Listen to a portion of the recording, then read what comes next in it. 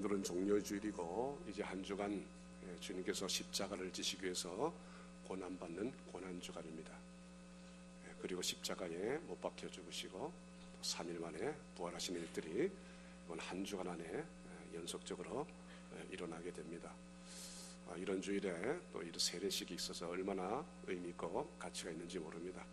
이미 세례 받으신 분들도 이렇게 세례 받는 장면을 다시 한번 보시면서 자신의 신앙을 다시 한번 확인하고 회복할 수 있는 좋은 동기가 되리라고 생각됩니다. 우리 신앙생활 하는 것은 죄 문제를 떠나서는 아무 의미가 없습니다. 우리 주님께서 우리가 짊어져야 될 형벌의 죄짐을 짊어지셨기 때문에 우리가 이렇게 모여서 하나님을 찬양하고 주님의 은혜 사모하며 주님께서 주신 소망을 따라 이 세상에서 힘차게 살 수 있을 줄로 믿습니다. 이 시간의 의미를 다시 한번 재확인하기 위해서 오늘은 당신은 지금 속고 있습니다. 이런 주제로 말씀을 전하려고 합니다. 물고기가 물을 떠나면 어떻게 됩니까? 죽습니다. 근데 물고기에게 물을 떠나도 안 죽어. 실제로 꺼내놓고 보니까 안 죽거든. 파당파당 하는데 한 5분 동안은 살아있는 거야. 이 5분 동안 살아있다고 착각하는 거야. 근데 결국은 어떻게 돼요? 죽습니다. 나무가 땅에서 뽑히면 어떻게 돼요? 사단은 뭐라고 하는 거면 안 죽어. 땅에서 뽑혀도 안 죽어. 한번 뽑아볼까? 그 옆에 나무를 뽑아서 나 안 죽는 거야. 그래서 데리고 다른 데로 또 갔어요. 근데 간 다음에 하루 만에 바싹 말라버렸어요. 하루 동안 안 죽으니까 안 죽는다고 착각하는 거예요. 인간도 마찬가지예요. 하늘을 떠나면은 죽습니다. 근데 사람들이 안 죽거든. 그러니까 안 죽는 줄 알아. 근데 육신의 죽음보다도 더 무서운 죽음은 지옥 형벌에 떨어진다는 거예요. 이게 눈으로 보이지 않으니까 안 믿는 거예요. 사단은 계속해서 속이는 거고 하나님은 속지 마라, 속지 마라 계속해서 말씀하시죠. 인간이 불행하게 된 것은 하나님을 떠나서 살기 때문입니다. 하나님이 없는 인생, 하나님이 없는 가정, 하나님이 없는 사회, 하나님이 없는 세상은 결코 행복할 수가 없습니다. 부부가 신앙생활을 해도 이 부부 안에 하나님과의 관계가 깨어지면은 형식만 갖추고 있지 행복하지 않아요. 이런 가정은 하나님을 믿는 가정이라 이름 붙이기가 어렵습니다. 그러므로 사람이 참으로 행복하게 살기를 바란다면은 탕자가 아버지께로 돌아와서 행복을 찾은 것처럼 하나님의 품으로 돌아와야 될 줄로 믿습니다. 하나님은 우리를 정말로 사랑하시는 분이죠. 세상과 나를 진정으로 사랑하신 분은 하나님밖에 없다는 사실을 우리가 잊어서는 안 됩니다. 우리에게 생명과 더 좋은 풍성한 삶을 주시기를 진정으로 원하십니다. 우리를 진정으로 도우고 싶어 하십니다. 우리의 영육이 모두가 잘 되기를 주님께서는 바라십니다. 이게 하나님의 뜻이죠. 행복은 관계에 있습니다. 관계. 하나님과의 관계, 부부의 관계, 부자의 관계, 이웃과의 관계. 관계가 잘 되는 사람들은 행복합니다. 그러나 이 관계가 깨어지고 자기 중심으로 모든 관계를 설정하려고 하게 되면 그 사람은 지배는 할 수 있을지 모르지만 행복하지는 않습니다. 행복은 어디에 있다고요? 관계에 있어요. 행복은 관계에. 그래서 하나님은 당신에게 돌아온 자들에게 이 관계를 잘 맺을 수 있도록 인도하셔서 복과 복을 누리기를 원하십니다. 그런데 인간이 하나님께로 돌아오기를 거절하죠. 또 돌아왔으면서도 하나님의 매뉴얼대로 관계 맺기를 하지를 않는 거예요. 사단의 미혹에 빠져서 계속 자기중심적으로 관계를 맺으려고 하는 거예요. 목사와 성도와의 관계. 목사가 만일 사단의 미혹에 빠져서 이 성도들을 자기 중심으로 관계를 맺게 되면 성도들은 다 불행하게 되는 거예요. 성도와 성도의 관계가 만나서 하나님의 매뉴얼대로 나를 낮추고 상대를 높여주는 이런 관계를 맺기 시작하면은 서로가 높아지고 상승작용을 하게 되는데, 하나님을 믿는다고 말을 하면서도 어쨌든 자기중심적으로 상대를 내 밑에 지배하려고 하게 되면은 이거는 결국은 하향 곡선을 계속해서 걷게 되는 거예요. 이런 사람은 결국 불행한 삶을 살 수밖에 없다고 하는 거예요. 하나님의 매뉴얼대로, 하나님이 우리에게 주신 약속대로 이런 관계를 잘 맺는 이런 사람은 행복할 수밖에 없습니다. 범죄함으로 하나님을 떠난 인간의 모습은 어떠합니까? 인간은 본래 하나님과 좋은 관계를 가지고 있었어요. 창세기 1장 27절 말씀 볼까요? 시작. 하나님이 자기 형상 곧 하나님의 형상대로 사람을 창조하시되 남자와 여자를 창조하셨다. 하나님은 사랑이신데 하나님은 사랑의 형상을 따라 우리를 창조하셔서 서로 사랑하며 살도록 인도하셨어요. 아담은 하와를, 하와는 아담을 자기보다 더 사랑하는 이런 구조로 관계를 맺도록 설정을 하셨어요. 그런데 범죄하면서 이 관계가 깨어지기 시작을 했다고 말이에요.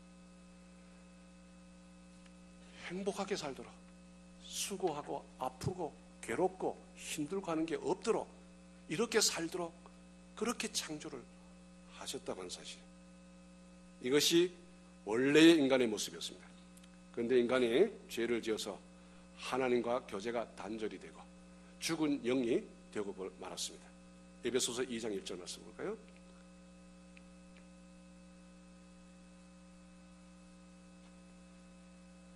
에베소서 2장 1절. 너희의 허물과 죄로 죽었던 너희. 시작. 너희의 허물과 죄로 죽었던 너희. 하나님이 하나님을 떠난 인간들을 향해서 뭐라는 거는 너희의 허물과 죄로 죽었던 너희. 분명히 성경은 사단하고 반대로 얘기하죠. 사단은 아니야, 네가 하나님같이 눈이 밝아져서 너는 하나님이 되는 거야, 이렇게 계속 속이지.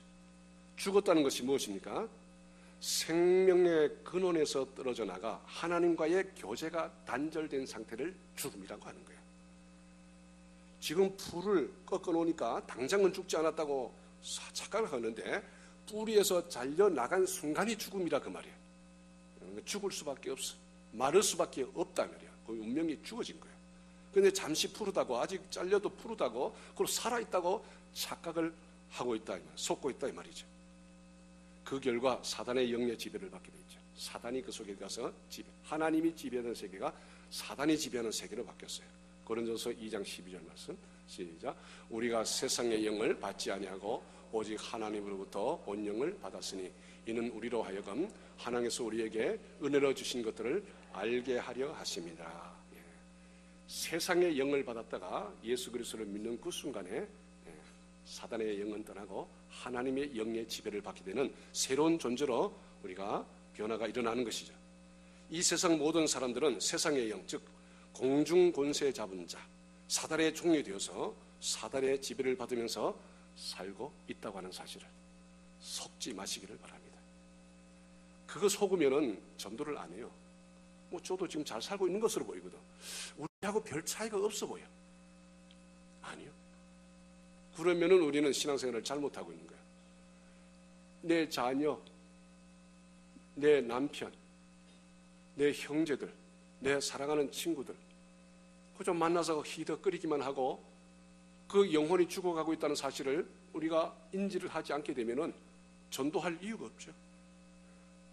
잘 살고 있잖아. 내보다 더 잘 살아. 돈도 내보다 더 잘 벌고. 그러니까 도리어 부러워하면서 산다고 그러면은 이 사람은 하나님의 영을 받은 자라고 하기가 어렵죠. 사단의 지배를 받고 사는 인간은 육체적, 정신적, 영적으로 고통을 받다가 죽게 된다고 하는 사실을 잊어서는 안 됩니다. 창세기 3장 16절로 19절 말씀 시작. 또 여자에게 이르시되 내가 네게 임신하는 고통을 크게 더하리니 내가 수고하고 자식을 낳을 것이며 너는 남편을 원하고 남편은 너를 다스릴 것이니라 하시고 아담에게 이르시되 내가 내 아내의 말을 듣고 내가 내게 먹지 말라 한 나무의 열매를 먹었음즉 땅은 너로 말미암아 저주를 받고 너는 평생에 수고하여 그 소산을 먹으리라. 땅이 내게 가시덤불과 엉겅퀴를 낼 것이라. 내가 먹을 것은 밭의 채소인즉 내가 흙으로 돌아갈 때까지 얼굴에 땀을 흘려야 먹을 것을 먹으리니 내가 그것에서 취함을 입었습니다. 너는 흙이니 흙으로 돌아갈 것이니라 하니라. 하나님과의 관계가 단절되면서부터 인간은 고통 속에서 살 수밖에 없고 결국은 죽을 수밖에 없고 죽어도 죽지 않고 지옥 형벌을 영영토록 받을 수밖에 없는 그런 운명이 될 수밖에 없었다고 하는 사실이에요. 여자의 잉태하는 고통, 상징적인 의미죠. 저는 여자를 아이를 낳아보지 못해서 모르지만 군대 생활로 비교해보면 군대 생활 3년을 했는데 제 생각 속에 그냥 아이 낳는 고통이 이보다 더 할까? 여성들은 상상이 안 가죠. 근데 제대한 후에 그쪽을 보고 소변도 안 본다 그랬어요. 그걸 하루 이틀이 아니고 여자는 그 며칠만 참으면 되잖아.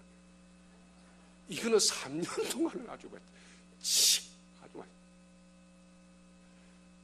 근데 그 과학적으로 보면은 3년을 농축한 것보다도 아이 낳는 고통이 더 심하다고 하긴 하대요. 근데 아이는 낳으면은 기쁨이 동반되니까 그 고통은 금방 감쇄가 되잖아. 어쨌든 간에 우리 사는 동안에 행복한 것 같은데 괜찮은 것 같은데 질고의 삶이라고 하는 거. 질고의 삶으로 끝나면 좋은데 영영 지옥불에 터져서 죽으면 그만이잖아. 죽으면 인지를 못하면 그만이잖아. 고통은. 근데 지옥불에 터져서 평생토록 영생토록 고통을 당하면서 소리 지르면서 살아가야 되는 이런 운명이라고 하는 사실이에요. 죽음 후에는 심판을 받고 영원한 지옥불에 떨어진다는 이 사실을 사단은 모르게 속이죠. 여기에 우리가 속으니까 신앙생활을 제대로 안 하는 거예요. 그럴 수도 있다.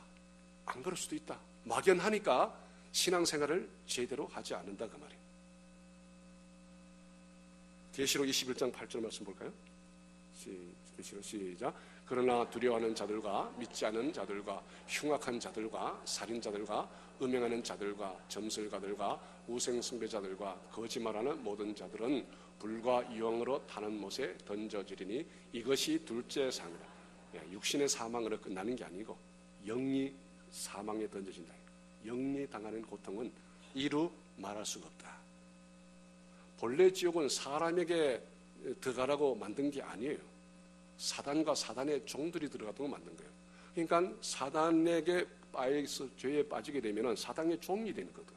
사단의 종이 되니까 그 인간은 이 지옥불을 면할 수가 없게 되는 것입니다. 또한 영적인 저주가 3, 4대까지 이어진다 그랬어요. 나로 끝나면 좋은데 사단의 종이 되어버리면 내 후손 3, 4대까지 이 저주가 영향을 미친다. 이게 성경 얘기죠. 출애굽기 20장 4절 5절 말씀. 시작. 너를 위하여 새긴 우상을 만들지 말고 또 위로 하늘에 있는 것이나 아래로 땅에 있는 것이나 땅 아래 물속에 있는 것에 어떤 형상도 만들지 말며 그것들에게 절하지 말며 그것들을 섬기지 말라. 나 내 하나님 여호와는 질투하는 하나님이죠. 나를 미워하는 자의 죄를 갚되 아버지로부터 아들에게로 3, 4대까지 이르게 하거니와. 무섭잖아요. 이 저주가 내 대로 끝나면 좋은데 자녀에게 영향을 미친다라고 하는 거예요. 신앙생활 하는 것은 이게 보통 문제가 아니죠. 인간은 이런 저주와 불행에서 벗어나려고 자신도 모르게 하나님을 찾습니다. 왜? 영적 존재니까. 인간은 영적 존재이기 때문에 본능적으로 신을 찾습니다. 로마서 1장 18절로 20절 말씀. 시작. 하나님의 진노가 불의로 진리를 막는 사람들의 모든 경건하지 않음과 불의에 대하여 하늘부터 나타나나니 이는 하나님을 알만한 것이 그들 속에 보임이라. 하나님께서 이를 그들에게 보이셨습니다. 창세로부터 그의 보이지 아니하는 것들 곧 그의 영원하신 능력과 신성이 그가 만드신 만물에 분명히 보여 알려졌나니 그러므로 그들이 핑계하지 못할지니라. 하나님께서는 하나님을 감지할 만한 영적인 그런 기초를 이 마음속에도 만들었고 하나님 만드신 만물 가운데 하나님이 존재한다는 것을 인지하는 것을 다 심어놓으셨다는 거예요. 그래서 나중에 나는 그걸 몰라서 못 믿었지 알면 믿었죠라고 핑계하지 못하도록 그렇게 이미 장치를 다 해놓으셨던 거예요. 자기 마음만 내려놓고 보면은 하나님이 보이도록 그렇게 장치를 해 놓으셨다고 그렇게 말씀을 하십니다. 인간에게는 세 가지 본능이 있어요. 첫째는 살고자 하는 생존 본능이에요. 생존 본능. 이거는 동식물들에게도 있죠. 그죠? 그래서 이 본능으로 아이가 태어나는 어미의 젖을 빠는 거예요. 그건 가르쳐서 빠는 게 아니에요. 생존 본능이라고 그래요. 이거는. 두 번째는 생식 본능이에요. 이것도 동식물에게는 다 있죠. 그러니까 그냥 아이들도 벌써 남자아이들은 여자아이를 자꾸 그리워하고 여자아이들은 남자아이를 그리워하고 이거는 가르쳐줘서 되는 게 아니야. 본능적으로 이렇게 되는 거야. 세 번째는 영적 본능이 있어요. 신을 찾는 본능. 왜? 하나님이 인간에게 이 영적인 존재로 지으셨기 때문에 이거는 동식물에게는 없어요. 동물들은 아무리 IQ가 높아도 신의 존재를 갈구하지 않아. 그러나 인간은 시골에 있는 사람이든 산골짜기에 있는 사람, 바다에 있는 사람이든 어디에 있는 섬에 있는 사람이든 그 누가 가르쳐주지 않아도 신적 세계를 동경을 하는 거예요. 그러니까 신을 모르니까 큰 나무 밑에 가서 그 나무에 비는 거예요. 큰 바위 밑에 가서 그 비는 거예요. 그 이상한 것만 보면 저기 신이 아닌가 그렇게 비는 거예요. 그래서 인간이 만든 신이 수백만 가지라잖아요. 일본에 가면은 모든 게 다 신이에요. 다 신. 인도에 가면 모든 게 다 신이에요. 다 신이. 인간에게 본능적으로 이런 게 있다 이 말이에요. 이걸 우리가 있어요. 그러니까 모르니까 우상을 자꾸 만들고 섬기고 하는 것입니다. 그래서 신앙의 대상을 찾아서 열심히 종교 생활을 합니다. 그래서 어떤 사람이 우상을 만들어놓고 신이다 이러면은 그 주변에 있는 사람들이 그 사람을 신뢰하면은 다 따라서 거기도 절을 하고 신이다 이 가치를 부여해놓고 그걸 섬기는 거예요. 마태복음 12장 43절로 45절 볼까요? 시작. 더러운 귀신이 사람에게서 나갔을 때에 물어는 곳으로 다니며 시기를 구하되 쉴 것을 얻지 못하고 이에 이르되 내가 나온 내 집으로 돌아가리라 하고 와보니 그 집이 비고 청소되고 수리되었거늘 이에 가서 저보다 더 악한 귀신 7을 데리고 들어가서 거하니 그 사람의 나중 형편이 전보다 더욱 심하게 되느니라. 이 악한 세대가 또한 이렇게 되리라. 그러니까 하나님을 모르니까 자연히 어떤 신을 찾는데 그냥 귀신을 섬기는 거예요. 그냥 귀신이 그 속에 들어서 너무 고통스러우니까 그래 구슬해가지고 귀신을 쫓아냈다. 그러니까 나중에 이 귀신이 쉴 곳을 찾지 못하다 내가 그 전에 있던 집이 수리가 됐으니까 이제는 더 잘 살기 좋겠다면서는 다른 더 악한 귀신을 7이나 더 데리고 들어온다는 거예요. 그러니까 이 종교 생활이라고 하는 게 이게 결국은 귀신을 섬기는 고통의 삶이라고 하는 것을 성경은 아주 적나라하게 고발하고 있습니다. 속지 말라는 거예요. 정한석도 놓고 막연히 기도하죠. 신이 누군지 모르니까 그저 천지신명이시여 떠나고 기도하는 거예요. 나무나 돌을 섬기면서 복을 달라고 합니다. 제가 어렸을 적 우리 동네 그 냇가에 그냥 아름들이 참나무가 있었어요. 사람들 거기 와서 맨날 촛불 켜놓고 음식 차려놓고 절하고 기도하고 굿하고 그렇게 모르니까 나무를 신이라고 주장을 한답니다. 바위라고 신을 하고 바닷가에 나가보세요. 이상하게 생긴 바위 밑에는 다 초가 있지. 모르니까 뭔가 지금 현 상태는 너무 힘이 드니까 이 같은 신을 의지하고 싶은 마음에서 이런 우상을 만들어낸다고 하는 거예요. 산에 사는 사람들은 산신령, 바다에 사는 사람들은 용왕신, 사업하는 사람들 그 신사복 입고 그 대학원 박사까지 다 딴 사람들이 쭉 검은 양복 입고 줄을 서가지고 돼지머리 하나 놓고 사업 잘 하게 되려고 그다 고사 지내고 있다 이 말이에요. 이게 인간의 현실이에요. 진실하게 살고 착하게 살고 선행을 베풀면서 살면서 그렇게 살면은 뭔가 신의 경지로 들어갈 수 있겠다고 생각하고서는 그렇게 열심히 살지만은 아니다 이 말이에요. 도사가 돌을 30년을 돌을 닦아가지고 이제는 나는 도사다 하고 내려왔는데 한 달 만에 들통이 났다는 거 아닙니까? 관계 속에서 실제로 살아보면은 인간의 이기심을 이길 수 있는 힘이 우리 속에는 없어요. 산에서 혼자 사니까 30년 동안 그냥 마음을 비우고 거기서는 아무 문제가 없었죠. 그러나 벌써 나와서 인간관계에 설키고 얽히기 시작하면은 자기 중심이 드러나는 거예요. 인간은 이기적인 존재, 죄인이다 이 말이죠. 자기 중심적인 존재. 이걸 어떻게 자기 힘으로 이길 수가 있겠습니까? 자신이 가진 명예, 물질, 권력으로 하나님을 대처하려고 하나 그것은 헛된 노력으로 끝나고 만다 이 말이야. 행복을 찾을 수가 없어요. 아무리 많이 가져도. 요한일서 2장 16절 말씀 같이 봅시다. 시작. 이는 세상에 있는 모든 것이 육신의 정욕과 안목의 정욕과 이생의 자랑이니 다 아버지로부터 온 것이 아니요 세상으로 온 것이라. 이건 하나님께서부터 온 게 아니에요. 그러니까 아무리 이생의 자랑, 안목의 정욕, 육신의 정욕 이런 것을 아무리 누리면서 행복하다라고 느끼려고 해보지만은 행복하지 않다 그 말이에요. 종교를 통해서 하나님 만나려 하였으나 실패하였습니다. 공자가 죽을 쯤에 그의 제자가 물었어요. 내세는 있는 것입니까? 공자왈. 세상 일도 다 모르는데 죽음 이후를 내가 어떻게 알겠느냐. 그리고 죽으셨어요. 모르지. 영의 세계를 모르는데. 1993년 11월 4일 83세 일기로 사망한 성철 스님이 마지막으로 한 말입니다. 일생 동안 남녀 무리를 속여서 하늘을 넘치는 죄업은 수미산을 지나친다. 불교에서 가장 큰 산을 수미산이라 그래요. 그 산보다 크다 내 죄가. 산처럼 무간지옥에 들어서서 그 한이 망갈래나 되는지라. 둥근 한 수레바퀴 불금을 내뿜으며 푸른 산에 걸렸도다 라고 마지막 일성을 뵙고 죽었어요. 그의 삶이 결국은 지옥의 행보를 피할 수 없다고 하면서 죽었습니다. 이것이 종교를 통해서 하나님을 만나려고 하는 인생들의 비참한 최후입니다. 지금도 사단은 인간들을 계속 속이고 있고 이 속임수에 사람들은 넘어가고 있습니다. 우리가 분명하게 확실하게 알아야 하는 것은 구원받지 않고서는 하나님을 만날 수가 없다는 사실이에요. 범죄함으로 하나님과 단절된 인간은 어떠한 방법으로도 하나님을 만날 수가 없습니다. 하나님이 이 세상을 구원하기 위해 보내신 예수 그리스도 그분을 믿고 죄를 해결받기 전에는 절대로 하나님을 만나는 것이 불가능합니다. 사도행전 4장 12절 말씀입니다. 시작. 다른 이로서는 구원을 받을 수 없나니 천하 사람 중에 구원을 받을 만한 다른 이름을 우리에게 주신 일이 없음이라 하였더라. 다른 이로서는 구원을 받을 수 있다? 없다. 이거는 성경에서 확실하게 거듭나지 않고서는 하나님을 만나볼 수가 없다 그랬습니다. 요한복음 3장 3절로 5절 말씀. 시작. 예수께서 대답하여 이르시되 진실로 진실로 내게 이르노니 사람이 거듭나지 아니하면 하나님의 나라를 볼 수 없느니라. 그럼 계속 5절까지.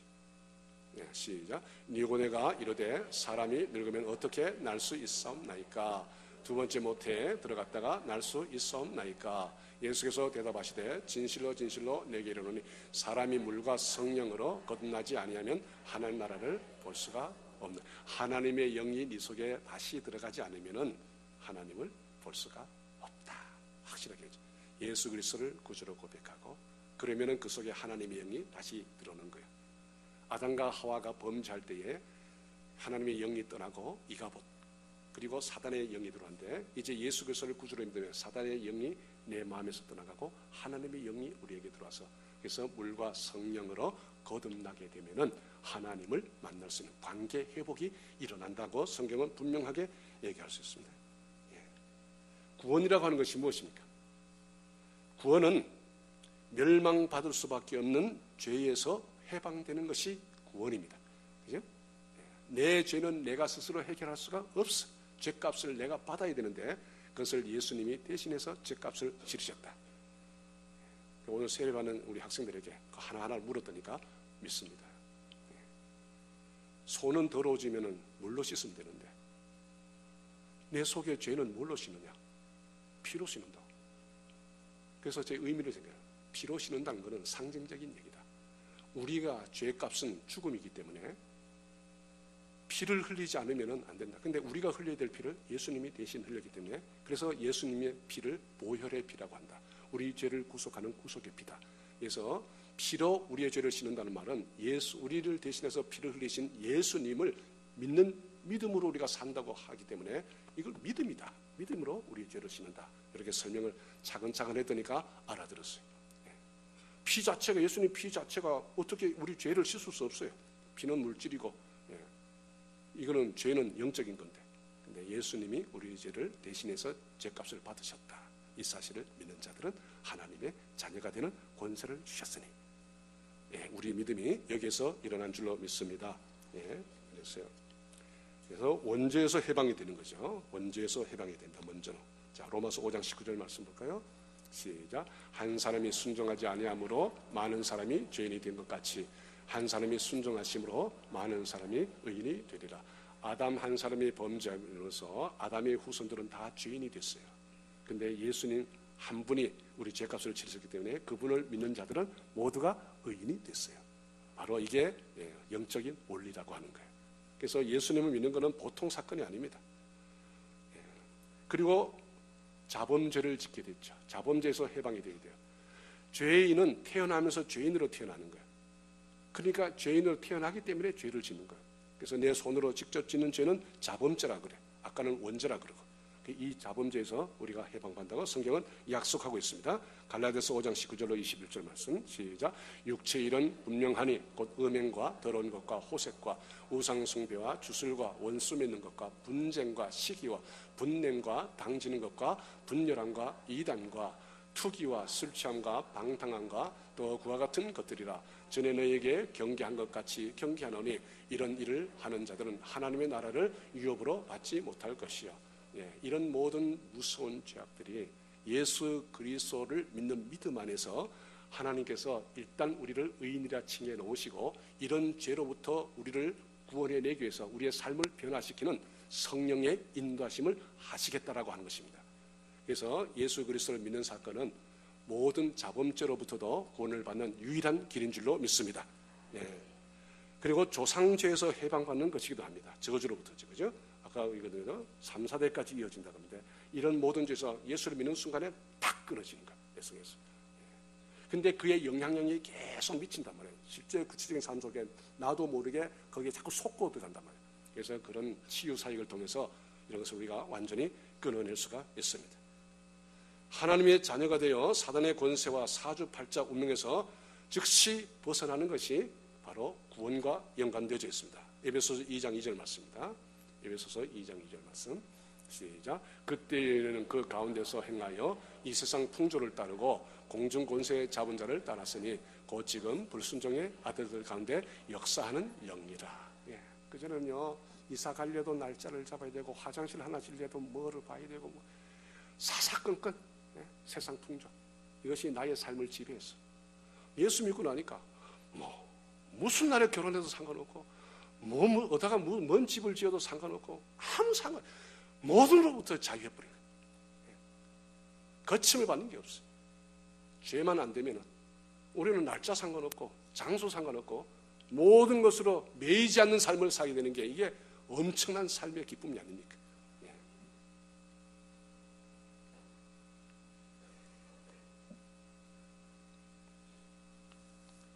어떻게 하면 구원받을 수 있습니까? 어떻게 하면 구원받을 수 있습니까? 인간의 노력으로는 안 된다고 하는 거죠. 인간의 노력으로는 안 된다는 거예요. 그죠? 하나님을 떠난 죽은 영은 노력해도 소용이 없습니다. 죽은 사람이 아무것도 할 수가 없듯이 하나님을 떠난 죽은 영혼은 아무것도 할 수가 없습니다. 이것을 교리적으로 절대 무능력이라고 얘기하는 거예요. 절대 만리장성은 쌓을 수 있었지만은 죄 문제는 해결할 수가 없어요. 구원받지 못한 자의 노력과 선행은 일시적인 외적 변화에 불과하다. 그죠? 부자가 다른 데 선행을 베풀지만은 선행을 베푸는 데는 그 사람을 지배하기 위해서 베푸는 것이지 순전한 게 없다 그 말이에요. 이게 인간의 속성이에요. 그리고 죄와 사단을 인간의 힘으로는 이길 수가 없어요. 예수 그리스도의 보혈의 능력만 이길 줄로 믿습니다. 이건 다른 걸로 이길 수 없어요. 죄를 어떻게 내가 못 이긴다고 아무리 이기려도 30년 동안 산속에 들어가서 돌을 닦아도 안 된다니까요. 구원은 인간으로 노력을 받는 것이 아니라 하나님은 우리에게 구원받을 길을 마련하여 주셨는데 이 길을 따라가면 간단하게 처리가 됩니다. 하나님이 인간을 구원하시려고 사람의 몸을 입고 이 땅에 친히 오셨다고 하는 거예요. 그분이 바로 예수 그리스도. 이 예수 그리스도를 영접하는 것이 하나님의 자녀가 되는 비결이에요. 자, 좀 내려가서 요한복음 1장 12절 말씀 볼까요? 요한복음 1장 12절 말씀. 시작. 영접하는 자 곧 그 이름을 믿는 자들에게는 하나님의 자녀가 되는 권세를 주셨으니. 어떤 사람에게? 영접, 예수 이름을 나의 구주로 영접하는 자. 예수님은 나의 구주가 되십니다. 내 대신 죄값을 지르시고 나를 죄에서 해방시켜 주셨음을 믿습니다. 네, 따라하십시다. 예수님은 내 죄를 대신하여 형벌을 받으심으로 내 죄를 사해 주셨습니다. 나의 구주로 믿습니다. 아멘. 이것이 내 죄에 대한 처절함과 이 죄가 얼마나 무서운 것인지를 깨닫고 죄에 대한 아픔을 가지고 이 죄로부터 나를 해방시켰다는 이것이 진실한 고백이 되어질 때, 입술로만의 고백 아니고 정말 중심의 고백이 되어질 때 이 삶에는 많은 변화가 일어나요. 이런 변화가 직접적으로 일어나지 않았기 때문에 예수를 그냥 대충 믿는 거예요. 죄에 대한 아픔을 모르고 그렇기 때문에. 오후 예배 때 제가 이 죄 문제에 대해서 아주 적나라하게 제가 설명을 하려고 그래요. 오후 예배에 가능하면 참석하시기를 바랍니다. 요한복음 14장 26절로 27절 시작. 그래서 내 이름으로 보내실 성령 그가 너희에게 모든 것을 가르치고 내가 너희에게 말한 모든 것을 생각나게 하리라. 예수 그리스도를 구주로 고백하게 되면 성령이 들어오셔서 성령께서 우리의 마음을 조명하셔서 하나님의 마음을 읽을 수 있도록 그렇게 인도를 해 가시겠다고 하는 거예요. 그러니까 제 고백이 순전하면은 이런 일이 일어나요.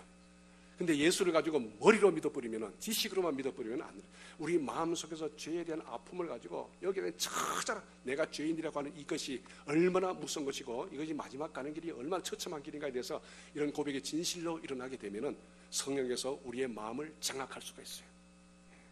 사단이 장악했던 것을 이제는 하나님의 영이 우리를 장악할 수가 있어요.